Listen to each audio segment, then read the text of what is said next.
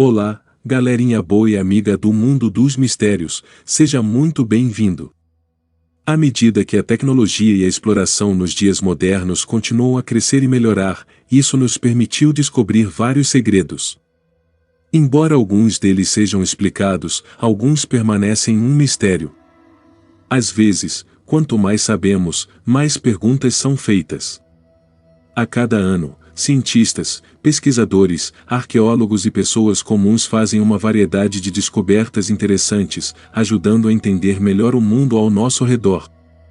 Uma dessas descobertas interessantes foi um antigo mapa que esconde esse segredo. Então, a partir de agora, vamos dar uma olhada nessas descobertas e mistérios interessantes.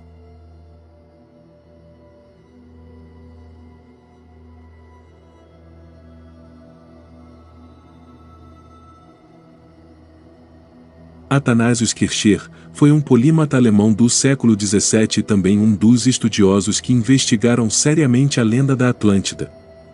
Inicialmente cético, ele cautelosamente começou a mudar de opinião enquanto reunia tradições míticas de culturas numerosas em várias partes do mundo sobre um grande dilúvio. A sua pesquisa o levou à imensa coleção de materiais originais da Biblioteca do Vaticano, onde, como o maior estudioso da Europa, seus formidáveis recursos estavam à sua disposição. Foi aqui que ele descobriu uma única prova que mostrou a ele que a lenda da Atlântida era realmente um fato. Kircher nasceu em 2 de maio de 1601 ou 1602, em Geysa, perto de Fulda, atualmente Hesse, Alemanha. Este padre jesuíta também foi um inventor, matemático, físico, químico, linguista e arqueólogo, o primeiro a estudar a fosforescência, inventor de entre inúmeras inovações futuristas, o projetor de slides e um protótipo do microscópio. Em 1665, Kircher encontrou um mapa de couro tratado bem preservado, que mostrava a configuração e localização da Atlântida, entre os relativamente poucos documentos sobreviventes da Roma Imperial na Biblioteca do Vaticano. O mapa não era romano, mas foi trazido do Egito para a Itália no primeiro século depois de Cristo. Ele sobreviveu ao fim do período clássico e encontrou seu caminho para a Biblioteca do Vaticano. Kircher o copiou com precisão, acrescentando apenas uma referência visual ao Novo Mundo, e o publicou em seu livro, O Mundo Subterrâneo, em 1665. Sua legenda afirma que é um mapa da ilha de Atlântida, originalmente feito no Egito após a descrição de Platão, o que sugere que foi criado em algum momento após o século IV a.C., talvez por um cartógrafo grego ligado a Ptolomeu. Mais provavelmente, a primeira casa do mapa foi a Grande Biblioteca de Alexandria, onde numerosos livros e referências à Atlântida foram perdidos, junto com mais 1 milhão de volumes, quando a instituição foi incendiada por fanáticos religiosos. Ao se mudar para Roma, o mapa escapou dessa destruição. Semelhantes às modernas forçadas pelo entendimento atual da geologia na Cordilheira do Meio Atlântico, Dorsal Mesoatlântica, ou Cordilheira Mesoatlântica, o mapa de Kircher retrata a Atlântida, não como um continente, mas uma ilha do tamanho da Espanha e da França juntas. Ele mostra um grande vulcão localizado centralmente, junto com 6 rios principais, algo que Platão não menciona. Critias descreve grandes rios na ilha de Atlântida, mas não indica quantos. Embora o mapa tenha desaparecido após a morte de Kircher em 1680, foi a única representação conhecida da Atlântida que sobreviveu ao mundo antigo. Graças à sua pesquisa e livro, sobrevive até hoje em uma cópia fechada. Kircher foi o primeiro a publicar um mapa da Atlântida, provavelmente o mais preciso de seu tipo até hoje. Curiosamente, é representado de cabeça para baixo, ao contrário dos mapas de sua época e dos nossos.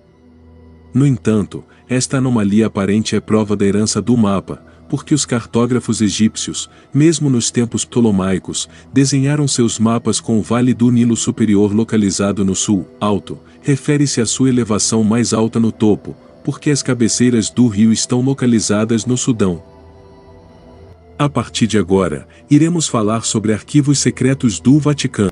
Na década de 1920, um arquiteto soviético, amante do ocultismo e das línguas antigas, supostamente obteve acesso aos arquivos secretos do Vaticano e encontrou informações incríveis sobre alienígenas antigos na Terra. Erich Mavrikievich Ludwig, 1893 a 1973, foi um homem com interesses diversos. Ele foi um pensador, inventor, engenheiro e arquiteto, pesquisador de línguas antigas e um teórico da vanguarda russa da década de 1920. Ele nasceu na Polônia, mas depois da Revolução mudou-se para Moscou. Ele trabalhou muito e chegou ao cargo de diretor do Instituto de Arquitetura.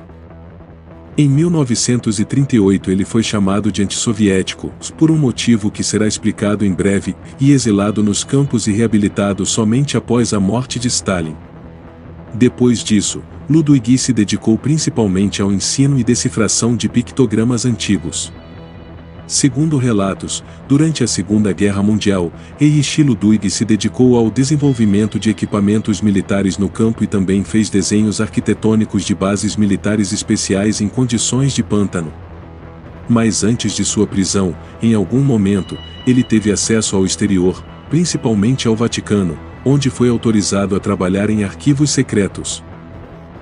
Vamos nos concentrar um pouco nesses arquivos. Disse que os arquivos secretos do Vaticano estão localizados em masmorras que se estendem por cerca de 85 quilômetros de comprimento e parecem mais um labirinto de vidro com prateleiras.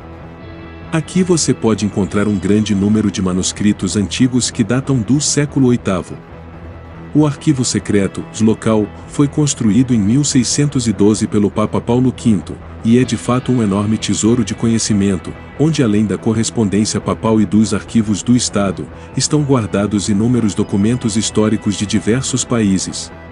Todos eles são armazenados em condições de manutenção cuidadosa da temperatura e umidade desejadas, e você pode entrar nesses arquivos apenas por meio de passagens camufladas localizadas na Biblioteca Oficial do Vaticano, já apenas uma passagem é oficialmente conhecida. E, claro, todas essas passagens são estritamente guardadas. Muitas pessoas não têm permissão para acessar esses arquivos. Eles podem deixar um cientista qualificado reconhecido ou um historiador de pesquisa, que primeiro será verificado minuciosamente pela Santa Sé e o processo dessa verificação pode ser adiado por anos. Historiadores amadores, jornalistas, estudantes ou qualquer tipo de pesquisador de mesa nunca serão permitidos lá.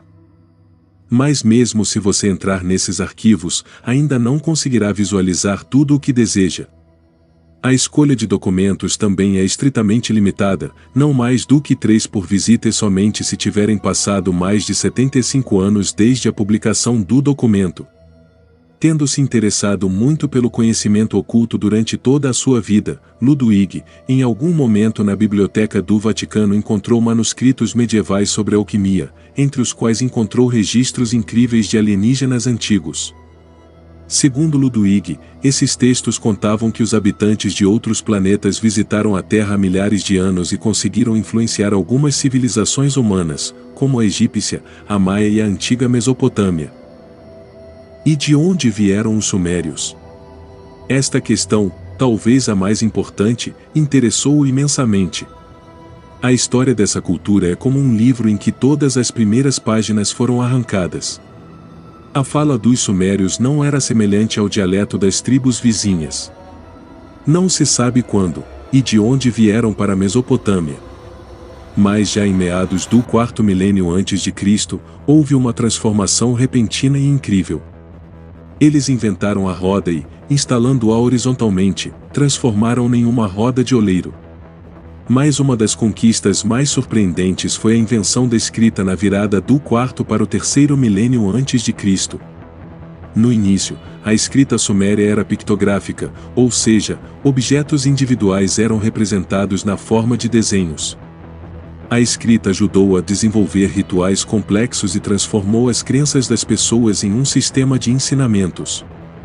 O reino sumério foi substituído pelo reino assírio-babilônico.